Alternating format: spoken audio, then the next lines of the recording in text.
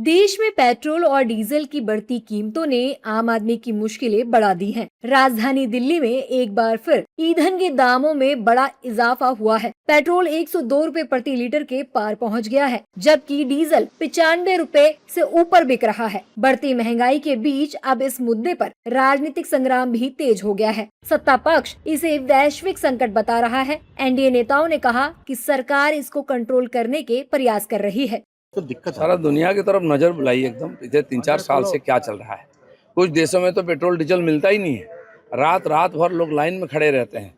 लेकिन माननीय प्रधानमंत्री जी ने ऑयल कंपनियों को नुकसान होते हुए भी लोगों को राहत दी थी। लेकिन आज इस स्थिति में पहुंच गया कि कुछ ना कुछ दाम बढ़ाना पड़ेगा।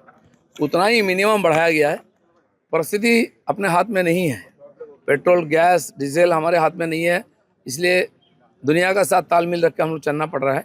परिस्थिति स्वाभाविक होगा तो पहले लोगों को ही राहत मिलेगा। आदरणीय प्रधानमंत्री जी की चिंता, लगातार प्रयास के कारण कम कुछ तो बढ़ेगा ही जो हालत है वैश्विक संकट। इसीलिए उस अनुपात में प्रधानमंत्री जी लगातार लगे हैं। तो कुछ जो पेट्रोलियम कंपनियों को इतना भारी नुकसान हो रहा है, तो पेट्रोलियम कंपनियां कुछ ना कुछ तो बढ़ाएगी। पेट्रोलियम उत्पाद में भारतवर्ष आत्मनिर्भर नहीं है, हम विदेश से आयात करते हैं।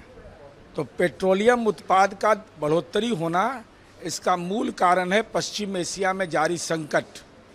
अमेरिका, ईरान और इजराइल के बीच जो युद्ध और युद्ध की स्थिति जो है, उसके चलते दुनिया इस चुनौती से जूझ रहा है। जो देश पेट्रोलियम में उत्पादक राष्ट्र नहीं है, उनको चुनौती। 10 दिनों में चौथी बार पेट्रोलियम उत्पादों की कीमतों में वृद्धि पर विपक्ष केंद्र सरकार पर लगातार हमलावर है। विपक्ष का कहना है कि बीजेपी उन्हीं लोगों को खत्म करना चाहती है जिन्होंने उन्हें वोट देकर सत्ता के शीर्ष तक पहुंचाया है। महंगाई की चौथी किश्त है। भारतीय जनता पार्टी के समर्थकों को, भाजपा को इसकी बधाई। 8 रुपए तक तेल के दाम बढ़ गए हैं पिछले 12 दिनों में। यूपीए का शासन था, $140 पर क्रूड ऑयल था, हमने तेल 60 रुपए में बेचा। आज $105 का तेल है, उसके बाद भी 100 रुपए के पार तेल कर दिया है। पिछले 10 दिन के अंदर पेट्रोल और डीजल के दाम 7.5 रुपए बढ़ चुके हैं। कोई शहर, कोई राज्य ऐसा नहीं है इस वक्त पूरे देश का जहां 100 रुपए से कम में पेट्रोल मिलता हो। बीजेपी शासित ज्यादातर राज्यों में 110 रुपए के भी पार पेट्रोल जा चुका है।